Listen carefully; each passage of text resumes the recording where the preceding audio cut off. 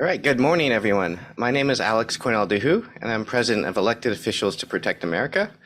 EOPA is a nonpartisan network of elected officials who are deeply committed to protecting our planet from the dangers of the climate crisis, ensuring land and water protection and democracy, and helping to ensure environmental justice.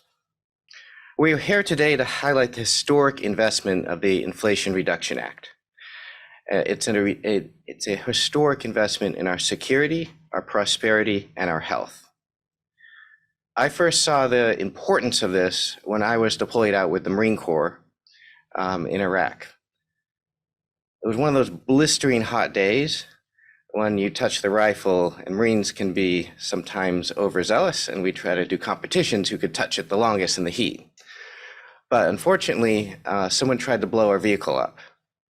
Fortunately, he wasn't very good at his job, and as the dust was settling, we managed to catch him, and we cordoned the area and realized he was a farmer who'd been paid to plant a roadside bomb because his crops had failed due to a massive drought, now we know because of climate change.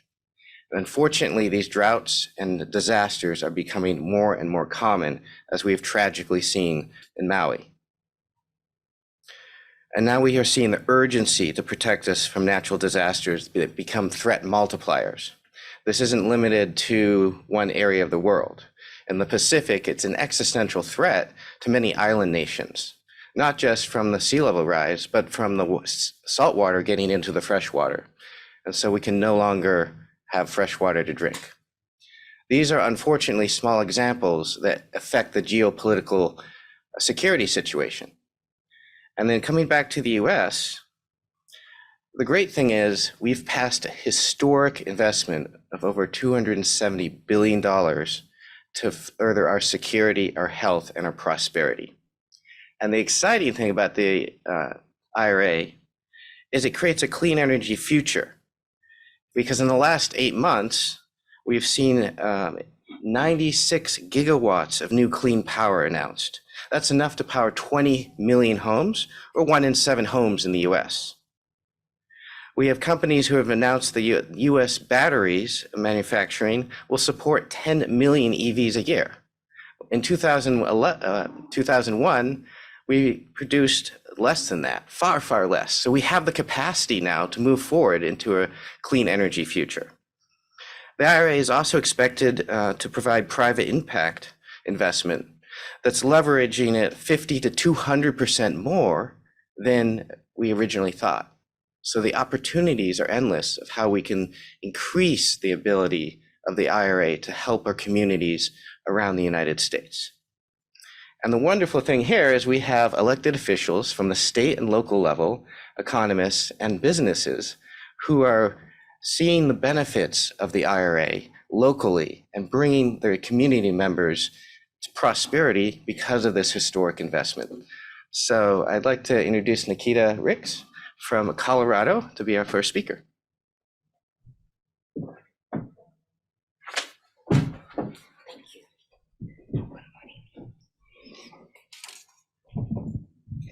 Good morning, everyone. I am State Representative Nikita Ricks from the great state of Colorado and excited to be here. Like Alex said, the Infrastructure Reduction Act is given just amazing funding to all of the states. In Colorado specifically, water is a huge issue. The Colorado River feeds not only California, but it comes down through Arizona, Nevada, and we have seen water levels decline, and all of us are at risk. It is an existential threat as far as, water usage. So we need the funding that is coming through the Infrastructure Reduction Act will allow us to make significant improvements on how we use water for our farmers. The crops have been grown in California, and everybody's using this water. So we really need to look at that.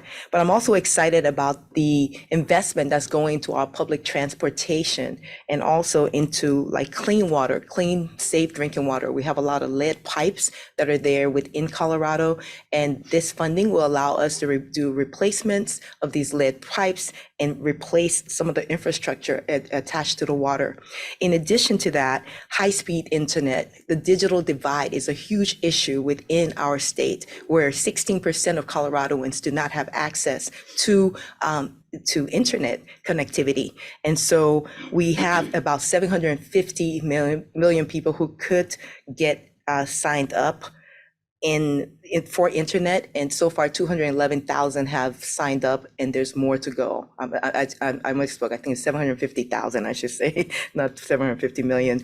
But we are using this funding to make sure that everyone has access to digital. I mean, if you're not online, then you're really out of touch. COVID showed that, and we need to make sure that everybody who can get online through affordable connectivity is involved and engaged in that. And there's over 200 overall, 283 specific projects that have been identified by, and specifically will be funded through this Infrastructure Reduction Act. So Colorado stands to gain greatly from all of the investments, and we are excited to see what Colorado looks like in the next few years. Thank you very much.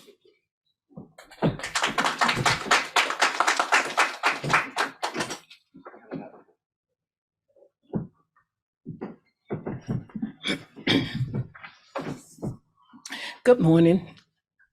I'm State Representative Sandra G. Scott from the great state of Georgia, serving House District 76. And I'm going to take it from a different perspective this morning. By transitioning to clean, renewable energy, it's not only cost effective, but also essential for achieving energy independence, reducing environmental impact, and enhancing market resilience. Renewable energy resources offer the most affordable power options available in the present day market. Embracing clean, renewable energy helps reduce dependence. Energy helps reduce dependence on volatile fossil fuels prices, ensuring stability and security in our energy supply. By adopting a clean energy economy, we can effectively curb energy costs while simultaneously increasing market resilience. The IRA plays a vital role in setting us on the path toward sustainable energy security with clean energy economy. Now in Georgia's small business is home to 1.1 million citizens, which is 99.6% of all businesses in the states. And the IRA, this money will greatly benefit our small businesses in Georgia. And as you know, rural Georgia, we having a lot of difficulties down in rural Georgia with our farmers. This Reduction Act will provide our farmers with a lot of investment, a lot of opportunities where they will be able to grow and be successful. And then we also have the infrastructure and internet issues in the state of Georgia. This will provide millions and millions of dollars to our rural counties so that the kids will be able to have internet access, because during COVID, we saw that it was very much likely that we had kids having to park at McDonald's and go to Burger King's out late at night trying to get internet connectivity. And we should not have that, not in the state of Georgia or in a state. So this Reduction Act and the funding, it will provide great resources and help to the citizens of Georgia. Thank you.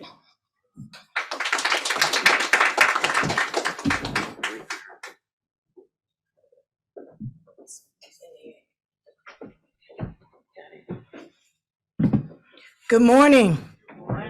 I'm Council President Joyce Waterman of the great city of Jersey City. This IRA Act is really important, especially to me, because what I do, I advocate for diversity and inclusion so much. And in this act, it will make sure that minority, women, and veterans are serviced, which is so important. Part of the challenge that we have in Jersey City is government sometimes give us money, but sometimes we are behind with the training. So what we are in the process of doing right now in the city of Jersey City, we are in the process of training different residents on how to do lead testing, because that's a high thing in Jersey City when it comes to our school systems, is the lead testing. So at this time, we are training people so we can be prepared for when the money is distributed, we are ready to go. Not only that, when you look at Jersey City roads and the transportation, in certain areas in Jersey City, it's like a desert, a desert hub when it comes to transportation. And we need to start building more transportation for the people, especially in this marginalized communities, to get around. So often we want people to thrive, but we don't give them the tools to thrive. And when it comes to transportation, they need to be able to get around in order to get jobs and to order to service their families. So I'm excited about this bill. I'm excited about the money that we will receive from this bill, but I'm also excited that minorities was included. There was conversations, there were set-asides. So my role as elected official is to make sure it happened.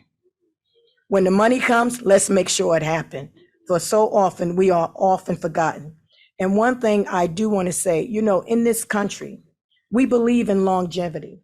But in order to have longevity, we got to have clean health, clean water, and clean soil. So we can leave a better earth for our children and their children and their children. So our roles as elected officials is to make sure life continues on. So let's keep America strong, and let's don't forget those who are less fortunate, because they definitely need to have a seat at the table, and we must continue to be their voice. Thank you, and God bless America.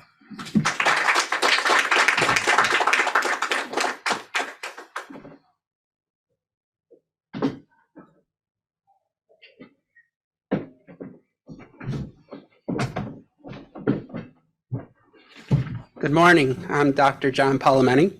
I'm a city councilman in Schenectady, New York, and as well as an associate professor of economics at the Albany College of Pharmacy and Health Sciences and president of the U.S. Society for Ecological Economists. The importance of this IRA can't be understated for working families. It attacks the climate crisis, wage stagnation, and inequality. This is important because many working families bear a disproportionate burden from harmful fossil fuel production.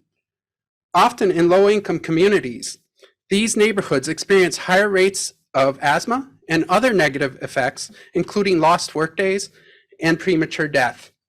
The IRA invests in communities that suffer the most from environmental and health hazards, providing more than $3 billion to cut pollution and improve public health. The key here is that the IRA relies on incentives rather than regulations, allowing companies to invest in the best technology available. The IRA incentivizes the use of prevailing wage to help attract more young people to manufacturing. This enhances clean energy infrastructure and capacity. Incentives, investments, and job creation are vital for developing the necessary infrastructure to produce sustainable, clean energy. In particular, the IRA's clean energy tax credits could add more than 1 gigawatt of new solar and wind capacity by 2030, creating millions of new jobs. The result will be a cleaner environment. And estimates are that the IRA will accelerate carbon reduction 31 to 44%. For the very first time, Congress is using clean energy tax incentives for job creation and developing a transition from fossil fuels, an investment of $370 billion. The IRA is the country's most significant investment in clean energy and clean manufacturing in history, capable of creating an estimated 9 million jobs over the next 10 years. In my hometown of Schenectady, New York, funding of wind power has resulted in 200 new high-paying jobs and $50 million in investment in our General Electric facility. Additionally, in nearby Albany, investment in wind power has created 500 construction jobs and 500 to 550 direct wind-powered jobs. These newly created 750 permanent jobs will benefit those families that have been hard hit by a bad economy, high inflation, high utility costs, and struggling to put food on the table. Other families have struggled with high utility costs, trying to figure out how to heat and cool their homes. The IRA provides New Yorkers with the opportunities to purchase energy-efficient appliances that will save them money. These are real savings with real effects. That's the impact of these jobs. This is the impact they will have in communities around the nation, just like in mine. Schenectady has also been impacted by the effects of climate change, particularly with funding. The IRA provides funding to communities like mine that will boost resilience. For example, for flood proofing. You can't imagine the devastation that flooding has caused families and individuals in Schenectady. To look at the devastation in their faces is heartbreaking. Hopefully, I will never have to console another family or individual in Schenectady because of their residence was destroyed by flooding as a direct result of climate change. While this legislation is the largest federal climate investment in history, it is just the start towards the goal of net zero carbon emissions in the United States. Its success is dependent on a number of factors, requiring sustained attention and investment from the federal government. The U.S. is a global trailblazer looked to for leadership. Everyone wants, needs clean air, clean water, and clean soil. This is an opportunity for the United States to show other nations the path forward, for industry to adopt clean energy technologies globally. The IRA has put us on a path towards energy security with a clean energy economy. Thank you.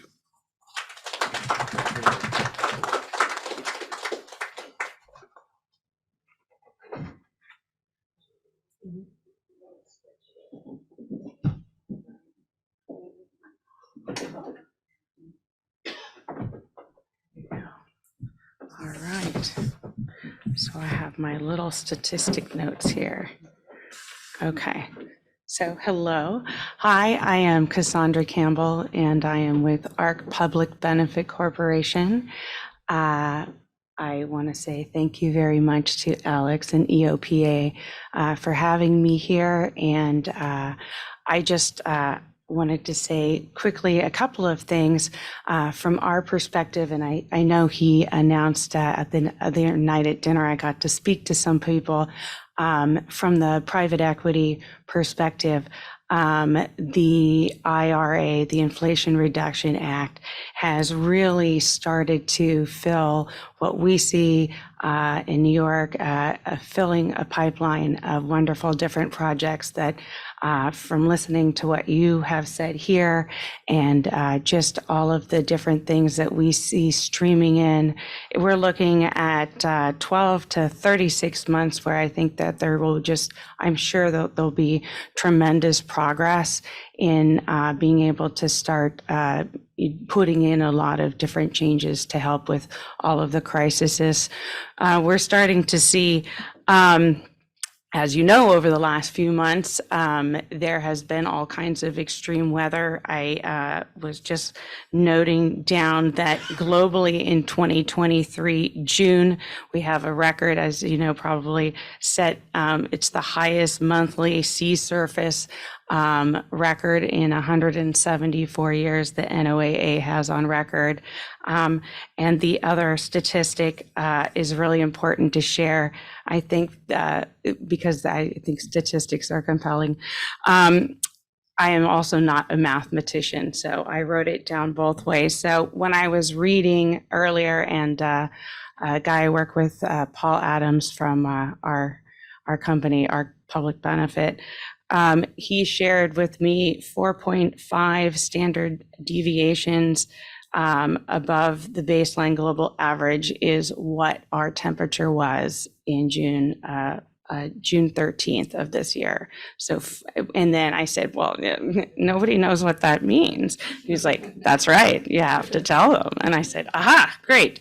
So for everybody else who is not a math person like I'm also not, that means the chance of this being a random temperature jump unchanged from the baseline are 1 in 1.2 million.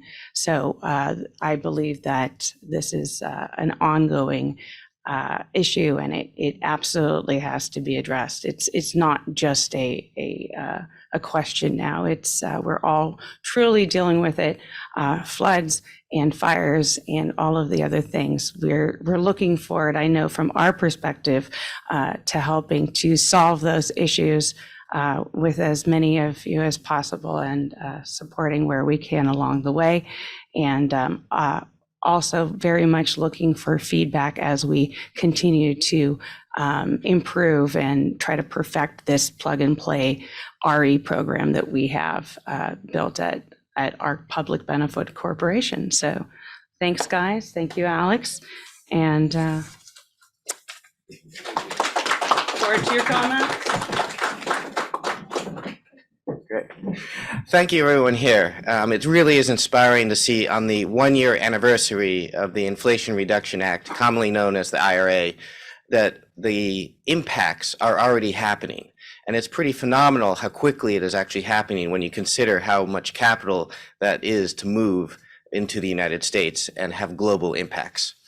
We have a couple more elected officials and impact investors in the room, which we'd love to hear from quickly. So Assembly member from New York, would you please come on up? Thanks, Alex, and thanks to the members of EOPA for the invitation to join you. As Alex just said, today we're gathering to commemorate a significant anniversary, one that sheds light on the intersection of environmental consciousness and social justice. The anniversary of the IRA resonates deeply with us, not only for its historical significance, but its forward-thinking approach to climate protection, and for me, its impact on New York's landscape. As a member of the New York State Assembly, I have had the opportunity to advocate for a wide array of environmental policies, and I've been a staunch protector of our state's natural resources, including the Climate Leadership and Community Protection Act that we passed in 2019, which has emerged as one of the most all-encompassing climate objective policies nationwide. It takes important steps to combat climate change, including reducing greenhouse gases, implementing clean energy goals, and investing in green energy projects. In a world grappling with the realities of climate change, this landmark legislation represents a beacon of hope and progress. It symbolizes our unwavering commitment to forging sustainable, vibrant communities that prioritize not only our environment, but also the lives and well-being of our citizens. Crucially, the Climate Leadership and Community Protection Act is not just about policy and regulations. The measure also invests in renewable energy projects, solar arrays, heat pumps, wind turbines in public low-income housing areas. Further, it requires our New York State Department of Environmental Conservation to report on the barriers to these opportunities for renewable energy projects, energy efficiency, weatherization investments, and low emission transportation options in disadvantaged communities, and to invest in these projects like we never have before. The Climate Leadership and Community Protection Act embodies a broader principle of inclusivity and fairness. It underscores that the benefits of climate action should uplift every corner of our society, particularly those that have historically faced exclusion and marginalization. This is where the Inflation Reduction Act steps in with its Justice 40 initiatives. Back home in my Assembly district, two of the communities I represent, the cities of Amsterdam in Montgomery County and the city of Schenectady in Schenectady County, are both designated as Justice 40 communities. Together, these two important pieces of legislation are pioneering a transformation that not only reduces the inflationary burden, but also addresses the inflation of disparities among our communities. New York is certainly a state known for its vitality and diversity, and now on the brink of a new era, an era that brings together the fight against climate justice and the fight for social justice in a harmonious symphony of progress. The partnership between these two pieces of legislation is a testament to our resolve to right the wrongs of the past and to pave the way for a future where no one is left behind. The historical context of the IRA resonates deeply in the heart of New York. It acknowledges the communities that have long borne the brunt of industrial pollutants and detrimental emissions. So as we commemorate this anniversary, we also must remember that it's not just about looking back, it's about propelling ourselves forward with a renewed sense of purpose. So I'm very pleased to stand here today as we are on the cusp of change. Let us remember that our actions resonate far beyond the present moment. Let's strive for an environment where the air is clean and where equity is not just a buzzword, but a lived reality. Thank you for the opportunity to join all of you today.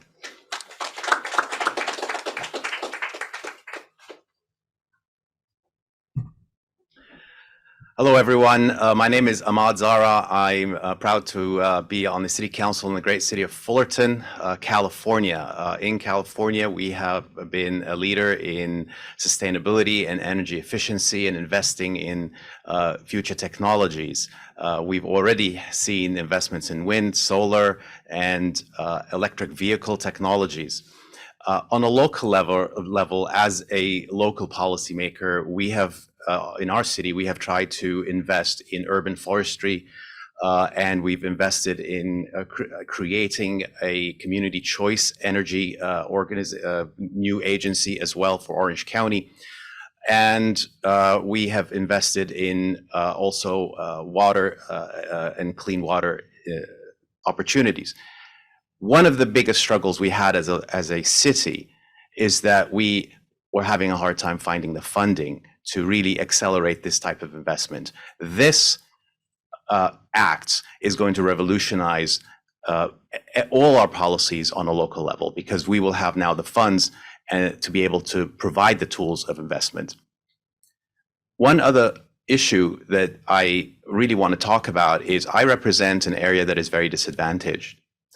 And we had a meeting with youth, a community meeting with our youth. And one of the things that really was overwhelming was how discouraged our youth are with the issue of climate change. There's a sense of insecurity for their future. I asked some of them what they want to do when they grow up. And one of them stood out, a story that said, "My father works as a gardener in this big mansion, and he would like to work in a big mansion like that someday." There is this disincentive for our youth to seek out bigger opportunities for themselves. And we pride ourselves as an education community in Fullerton. We have Cal State Fullerton, the only Cal State in Orange County.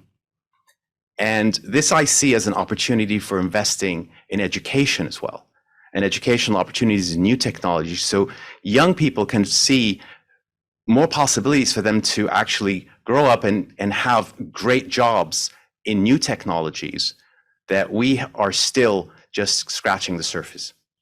So it's important to invest in our local communities to bring back hope to our young generation that they do have a future that is not only sustainable, but that they can have a thriving family in their future and opportunities for growth.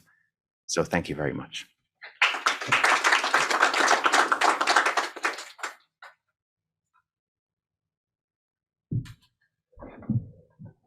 Good morning. My name is Stefan Nicolo. I'm very grateful to be here today. My fund is called Full Cycle, and we are climate tech, climate technology, and climate infrastructure investors. So you can imagine the Inflation Reduction Act has had a huge impact on our business. And on this, the first year, this first anniversary of the Inflation Reduction Act being passed through Congress, it's really great to see the voices up here talking about the various components of the bill. I hope to share some perspectives from our business as investors in this space to really think through and articulate what the next couple of years can look like for the IRA and for the work ahead at decarbonizing our global economy, especially starting here in the United States. In addition to everything that's been shared today, I'll highlight three key points that I think are important here. First is around methane emissions, not something we talk about very often, but actually one of the greatest levers for action as it pertains to decarbonization. As we all know, methane is 86 times worse than CO2 on a 20-year basis. So mitigating these emissions is really important for our economy and for our decarbonization efforts. What we do know is that for the first time, we have a price on methane emissions for certain emitters in our economy. So this is government in action doing the best possible job to move the private sector towards behaving better, mitigating those emissions. And the thing about methane emissions is that their mitigation requires very low-tech solutions that are all achievable, that are investable, and most importantly, are available today. So as investors, for us, it makes a big difference to have government in the game with us talking about methane and taking action towards implementing solutions for its emission. The IRA includes $1.5 billion solely for innovations around methane leaks, detecting methane leaks, and mitigating flaring and leaks in the natural gas infrastructure, for example. Huge benefit for this big climate lever. I would say the other piece in the IRA that we've talked a little bit about here from so many of the experts and elected officials representing their districts today is around water infrastructure. So the water industry is responsible for as much emissions as the aviation industry, not something we talk about very often. And so mitigating emissions from this sector will require different solutions, but will require us to actually have an interface between public sector and private sector because so much of our water is controlled by public sector entities. And so here we are with an opportunity to think about decarbonizing this sector. You know, we happen to be investors in a technology from a company called InPipe that converts the kinetic energy of water moving through the pipes in our streets, in our cities, to energy for the grid. So that's a material way for us to take this resource, capture its ability to produce energy cleanly as a baseload power solution, meaning it's always on and in a carbon-free way. That's the effect of good legislation, that it allows us to do this work and actually put this infrastructure into the ground. It's a huge unlock for investors. And so the third point I'll make is to broaden our perspectives a little bit. In the last year, the IRA has influenced the conversations around legislation globally. In the EU and other jurisdictions around the world, there's now competitive legislation. You see, because countries want to make sure that companies and investors like us can invest globally, can come to their markets as well. So here we are starting the kinds of arm races we should be in, right? The kinds of legislation arm races that allows us to think about what we can galvanize as action on a global basis and really think about getting back on a path towards 1.5 degrees and a decarbonized world that we all deserve. So I'm really grateful to be here to share those perspectives today. And thank you to EOPA for providing this opportunity. Thank you.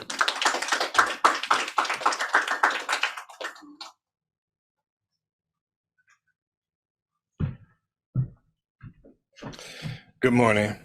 I'm City Councilman Boyd Morrison from the great city of Brooklyn Park, Minnesota. And I too am equally grateful for this opportunity to be able to speak before you and speak on behalf of IRA in this 1-year anniversary. I think this milestone that we put in the ground here today to introduce clean energy to our country is one of the most invaluable things that we can do at this particular point in our juncture to create sustainable health, wealth, and energy for our particular country. It is important that I lift my voice up in support of seeking all of these available funds for transportation. They touched on many things, and what's central to me is transportation. In my particular city, we don't have bus transportation for people to get to the East District, to the Central District, to the West District. So having those opportunities to make that readily available for our residents to access our particular city in and out of our city, to job opportunities as well as back home and to travel to do whatever they want to do, I think is a unique opportunity. I'm also standing firmly in support of the resilience of communities and the efforts to try to create sustainable energy for affordable homes and low-income families. I think that's really important because we share a part of that within our community that's central to those individuals who need some of these breaks in their life and also some of these advantages to ensure that they get some of the most best outlooks in the future for their health, again, for their energy, that they can reduce some of the costs because they're absorbing a lot of the costs in these inefficient residents and apartments that they're living in with our community. This is an opportunity for us to be able to bring this funding to our particular city, and not just to the city, but to the state, and introduce it through water, through transportation, and also representing affordable homes and residents within our community. And I think that's most essential and important to our particular community where I represent, and not only just me, but to all of the communities that's here. And I just want to be on that train to make a difference within our community and seek some of that funding for our particular city and our particular state. And whatever I can do to stand with, for, and by the IRA, I'm willing to do it, and I'm willing to spread this across our state. Be the biggest cheerleader in the world for the state of Minnesota. Something I just can't do by myself, but still asking you guys for what did you, thanking you for what it is that you do, excuse me. And thank you for this moment and opportunity to be part and to share this stage with all of these creative ideas and all these leaders making an effort in your impact in your communities, cities. Thank you.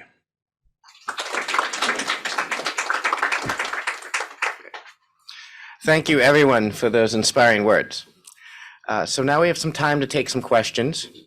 So what I do, we are broadcasting on a webinar. So the questions have been coming in through the iPad here. So the wonders of technology, we'll have a hybrid questions from some in the room and then some online. And of course, a lot of folks are all over the world here, and we have literally in the room and online. So one of them is, how does the infrastructure law work with the IRA? Would love a bit of elaboration on that. And this is one of the core questions of why EOPA is working with the Department of Energy and others, because we created a task force, an energy security and climate emergency task force, to bring together elected officials from the state and local levels, particularly because that's where the implementation happens, so that areas that have traditionally been underrepresented have the ability to know, hey, what's out there? There's a lot of different programs that range from FEMA actually being able to do preventative work, all the way to NOAA putting investments on research and development and climate solutions, to billions and billions in loan, 400 billion from the Department of Energy. So it's hard to understand where all these programs are coming from, and they're coming pretty quick. So understanding what's out there, what the criteria is to apply, and then how to apply. So we formed this task force to further that along, ensuring that the Justice 40 communities have that resource. And this is why it's so important to hear from our local and state elected officials, because they're the ones implementing on the ground and spreading the word. So the question here is, how is it going to affect Justice 40 communities? So anyone like to take a crack at that one? For example, in my community of Schenectady, New York, probably 80%, 85% of my community falls under the Justice 40 guidelines. So we're talking about things like improvements in efficiency in housing, low income housing buildings that can be created that will be energy efficient and provide our people the necessity to have a good house, a good residence, but also one that's good for the environment. We're talking about things like transportation. I've already hit on flooding, in making sure that our people are able to get to their jobs. And we already seen the impact of the investment on job creation. So more of this money in our neighborhoods, in our communities, will have a multiplier effect and result in good paying jobs, but will also impact those around the community as they supply those new businesses in those individuals. I just want to add to that. For Jersey City, we have a challenge with lead. And these fundings will definitely help with the lead program to pretty much allow us to do piping, to repipe, which is so crucial, not just in the school system, but in personal homes. So often when you look at history and the materials that they built at the time, I guess it was all that they had. But now we found out that it wasn't as great.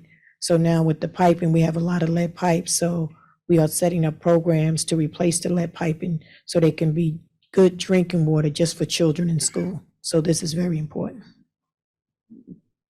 Okay, so it is also important in Georgia when we're talking about the internet. Down in rural Georgia, as I said, that internet access is so poor. No infrastructure down to put in internet access. So this would give our rural Georgia communities a boost with internet access, because we know that technology is the future. It is the way to go. And there's no way that our kids could be successful and continue to be as great as they are without having real internet access. So this is going to be a big boost for our cities and counties down in rural Georgia, as well as for our farmers. Our farmers, especially our African-American farmers, have been going through a lot lately. And this money, hopefully that when it's put out, it would be done the right way, and it will help our farmers to be able to be sustainable and get the things that they need so that they will be able to continue to provide fresh fruits and vegetables for our communities and our families, because the deserts are real in Georgia. They're real all over. We talking about food deserts, transportation deserts, health deserts, which is a real big problem throughout the state of Georgia. And so we're hoping that the money that's coming down will help aid in some of those areas.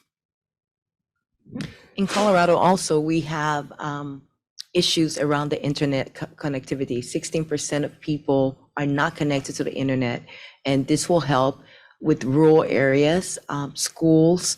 Also, because we have mountains and things are spread out, we have tribal lands, those people are not connected to the internet. And so this will enable over 750,000 people within the state of Colorado. Only the 211,000 have already signed up for public access and affordable internet. And so we still have more people that can be impacted. Clean drinking water is also an issue. We're replacing pipes and different parts of our infrastructure for water that moves through the city. So this is going to be great to resources for helping all of our communities be safer, cleaner, and just be more connected. Thank you. I think that really underscores the connection between the Infrastructure Act and the IRA Act. We had a question in here looking at the connection between the two, but I think you guys just answered that in this panel round here. So we got a 2-for-1, which is wonderful. We have another question here. What are the implications on the IRA on national security? And that's really a wonderful segue into some of our friends here in the audience from Ukraine. So we have Rebuild Together from Ukraine, as well as the UK for Ukraine in the audience here. So I'd just like to acknowledge and give you a round of applause for the amazing and inspiring, heartwarming, and challenging work you are all doing there. So thank you. But with that, it brings up a really important point of how the supply chains, the experience, the infrastructure being built for the IRA has the ability to dramatically improve security in Ukraine. So we're working on an energy security Marshall Plan for Ukraine so that hospitals have the ability to have solar and heat pumps when the missiles and drones attack. Or instead of having petrol, we'll have electric charging stations that have buses and minivans that can plug into the hospital and power the emergency and essential systems that are keeping people alive when the attacks happen. Or it can power command posts so they can keep operations running without a generator that creates a lot of heat and noise that the enemy can spot easier. So the bottom line is clean energy is distributed, so it's much harder to take out, and it's much more secure. And so the advantages of solar, wind, and other forms of clean energy have multiplier effects for our national security. And one of the greatest benefits it has is we're not relying on autocratic nations, which is a majority of OPEC, if not all, for our energy. And we would have never been relying on Putin for oil. So this has multiplier effects that go beyond the United States and expand into the world to make our world more secure and prosperous. We have other veterans on the panel here, so I'd love to pass it off to any of the veterans if you have a comment.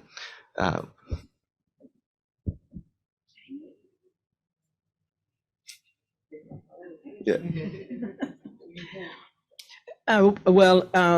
Picking back off of what Alex said, I really do think that this is going to open up a lot of doors for security between the United States and Ukraine and other entities, because we know that we all want everyone to be safe, not just here in the United States, but all across the country, all the countries. We want everyone to be safe, but definitely for the people in Ukraine, so that you all can have some of the resources that you all need, so that you all would be able to better be able to move in, move out, and be able to take shelter when needed, and be able to do the things that you need to do so that you all could live longer, be successful, and have kids so they could have a life beyond what they're going through today.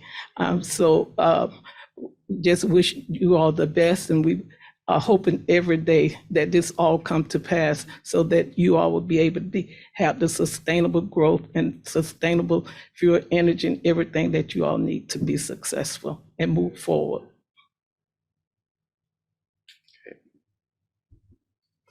We have a question here that really relates to our economists or impact investors or public benefit corporations. Really, examples of the multiplier effects it has for our economy. So what are the multiplier effects it can have? Maybe, Stefan, you're nodding. Would you like to come up?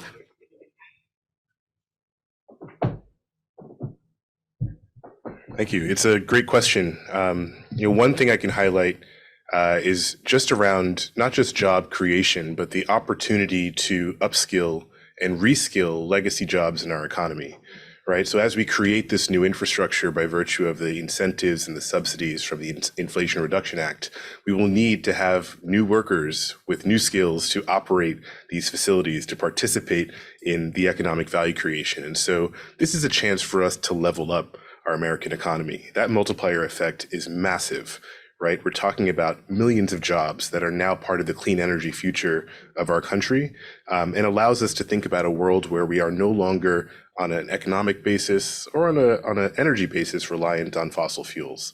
And so this is a really great way. It's a lever of action, and that multiplier effect really comes down to the conditions of people in their communities, their livelihoods, and their ability to be participants in this new decarbonized future.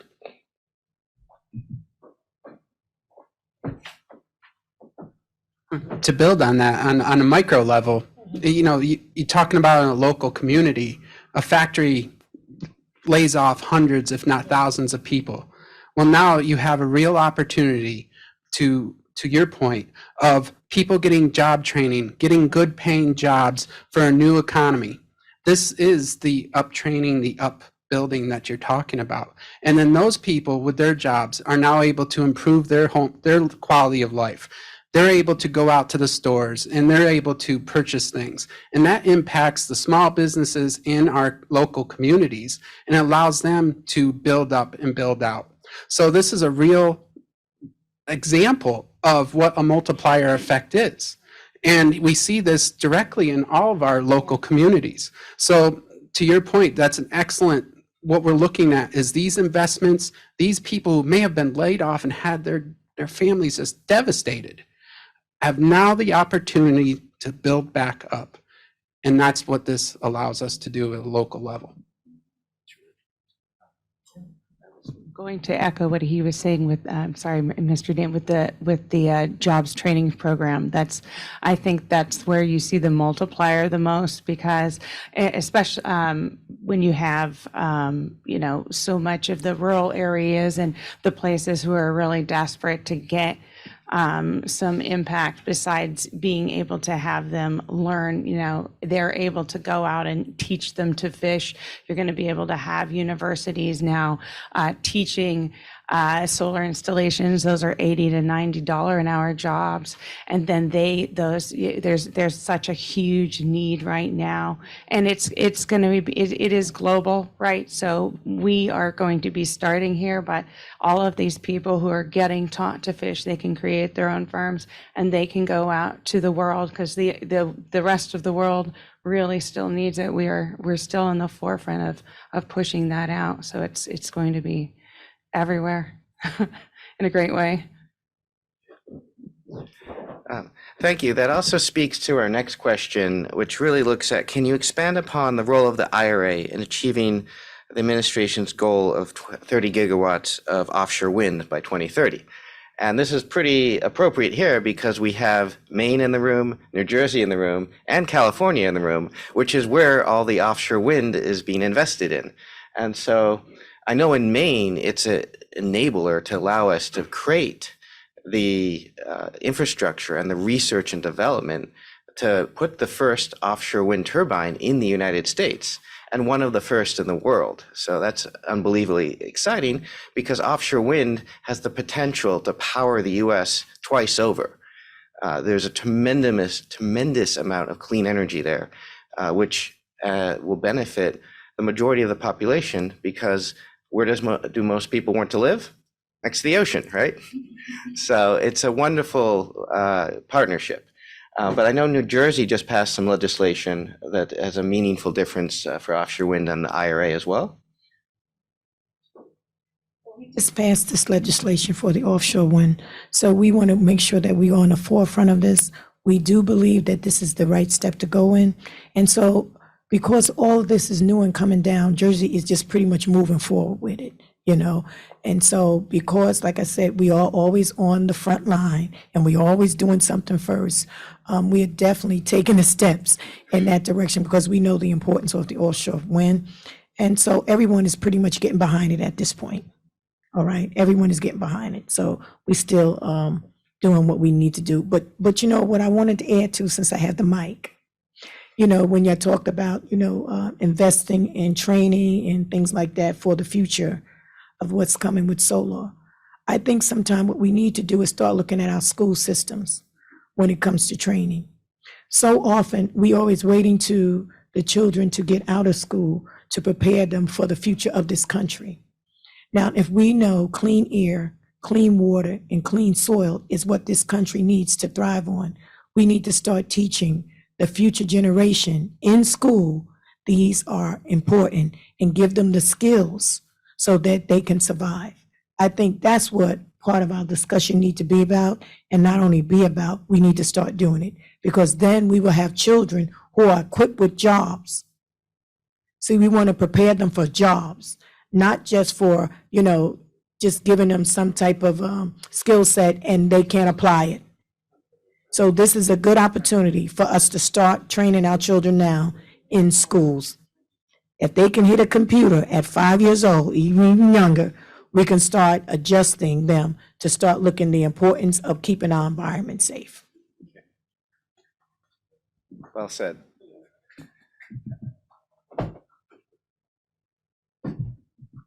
Hi, everyone. I'm Megan Sally Wells. I am the former mayor of Culver City, California, and I am the California director of EOPA. Very happy to be here today.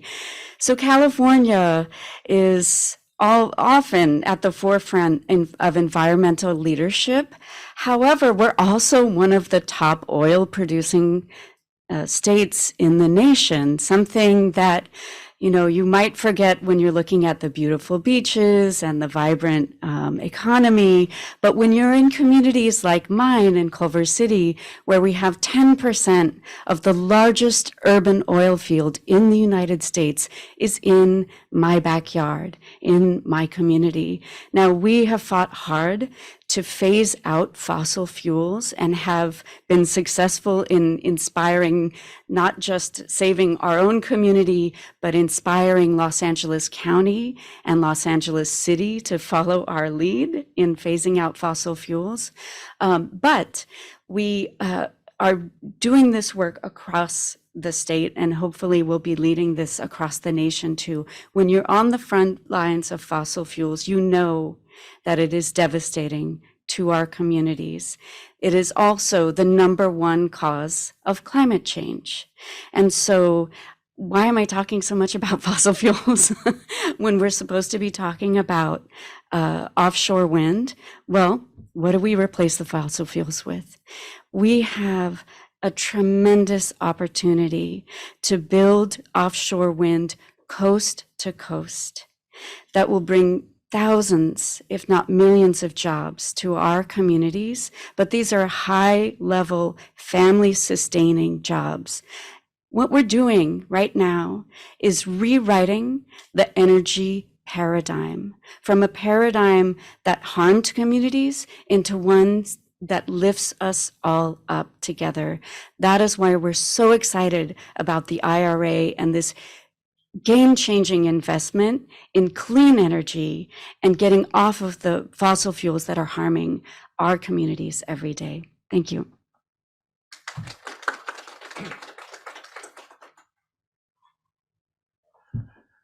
I wanted to just add and echo some of these, specifically what Alex said about investment in research and development. And I think if we are to reach our goals as we have set them, we need to invest in research and development and in incubators locally in different universities, because we can improve on the current technologies, and that would allow us to accelerate the rate in which we achieve our goals.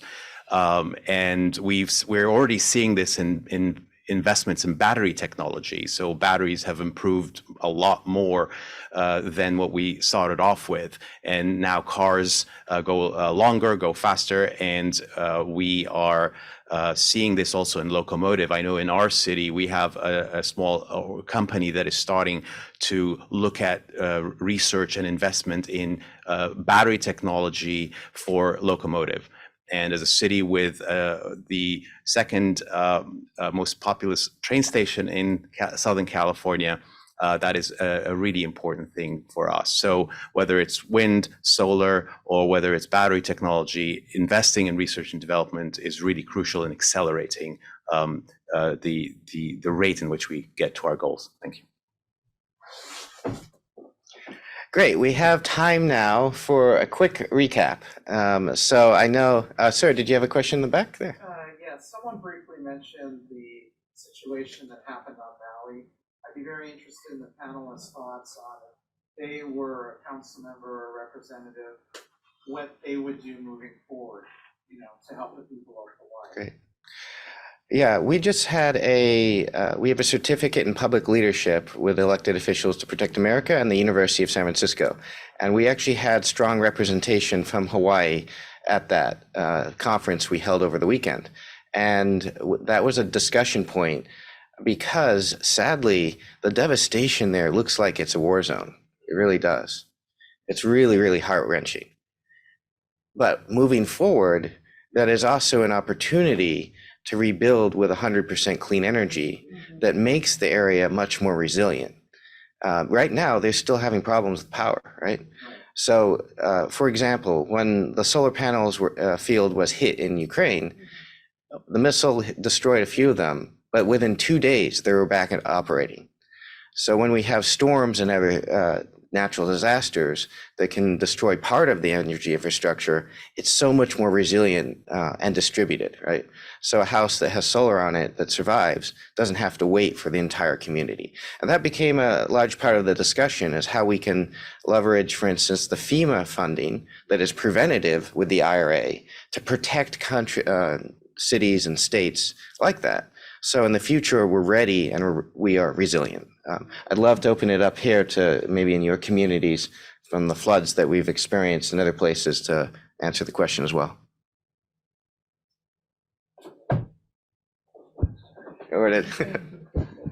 So my hometown is Schenectady. We are along the Mohawk River. We have the oldest community in the United States called the Stockade, and it regularly floods. That flooding, which used to be occasional, is now much more regular.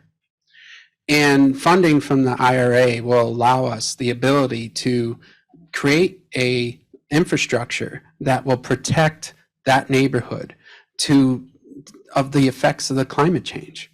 And to Alex's point of being able to move rapidly and quickly if the infrastructure is destroyed for the electrical, to put something in place really quick and rapidly so that people aren't going months, if not years, and being able to just get their lives back quickly. That's very impactful on the micro level. And that micro level impact expands out to the macro level for the entire country.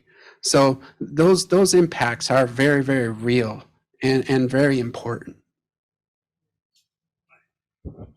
Well, I know when we dealt with Superstorm Sandy, by the waterfront, like the water came up so far into the city. And so what we did, we revamp pretty much our zoning laws, because you have to hit those zoning laws. And so what we did now, building have to be so many feet. in order for it to be built. And we put pumps so it can help, if water come up. And also, you do sustainability. Trees is so important. So often we forget the little things that make people's life better and keep people safe.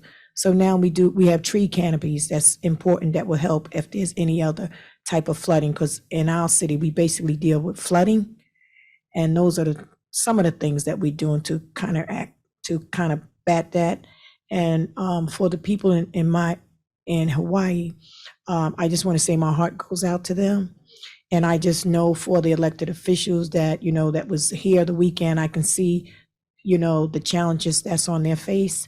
But I just hope us as a country, see, this is when the country really need to step in, okay? Because it's bigger than them. This is when the country need to step in and give all the resources that's necessary, because we are human beings. And so I just pray that they can tap into whatever FEMA dollars are left. And not just FEMA dollars, we need private dollars. So often we forget those private dollars, but we need the private dollars also so we can help those people in Hawaii, So I just hope as Americans, we start thinking like that and start putting all our resources together and start helping one another because they need our help. It's devastation there.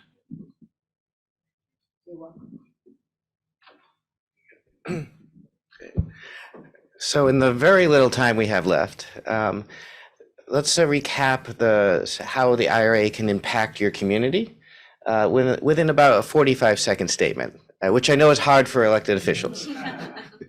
But would we like to start at this end, maybe, and go down? And we'll just pass the microphone down. Again, we're so excited about the resources that the IRA is presenting to Colorado and all of the states here you're represented. Our communities will be impacted by public transportation, clean, safe drinking water, more connectivity when it comes to internet connections. Also, roads, bridges are going to be impacted.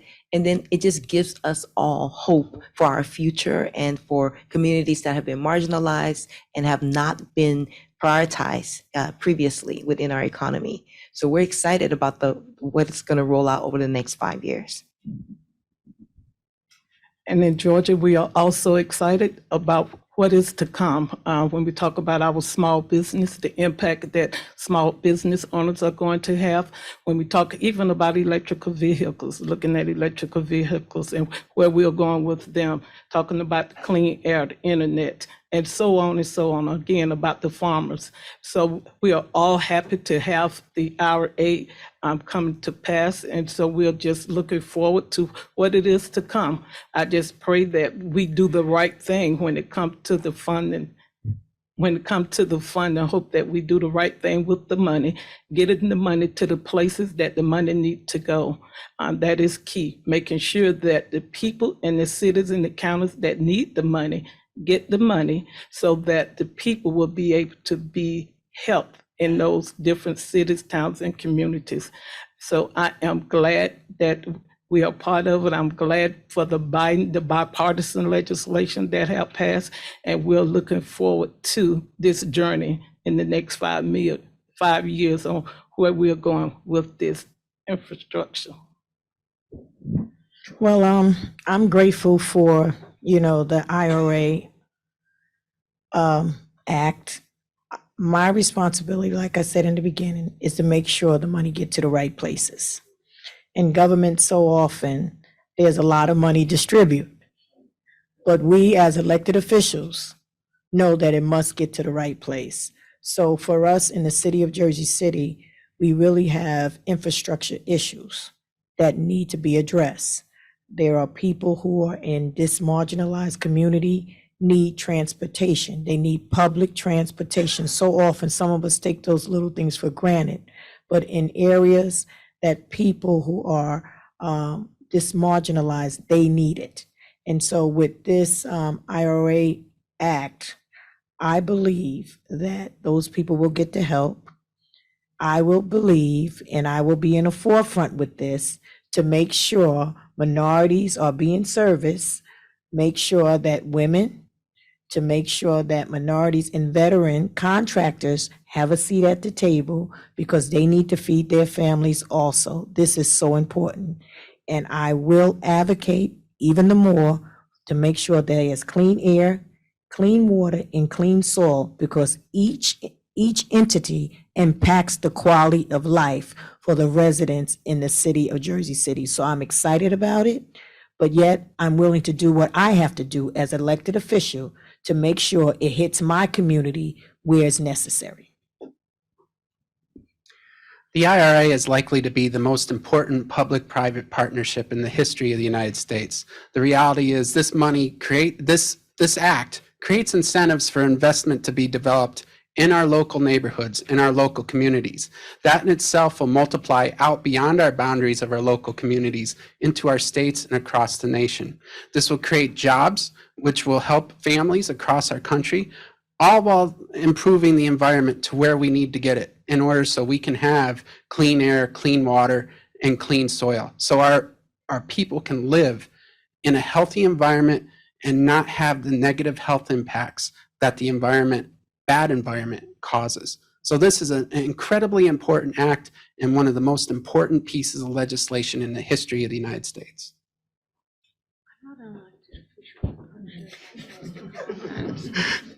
You're more than welcome to, or we can pass it up. I mean, only because we're past time. I would be just echoing that I believe, my community and others, I'm very excited about not just the impact that we'll have in terms of actual climate change and the technologies, but of course the jobs programs and apprenticeships and all of those wonderful local economic development opportunities that spring along the way. Great. Well, thank you everyone for coming. I really appreciate it. Let's thank our panelists here and the wonderful impacts that we will be seeing from the IRA moving forward. Thank you for coming.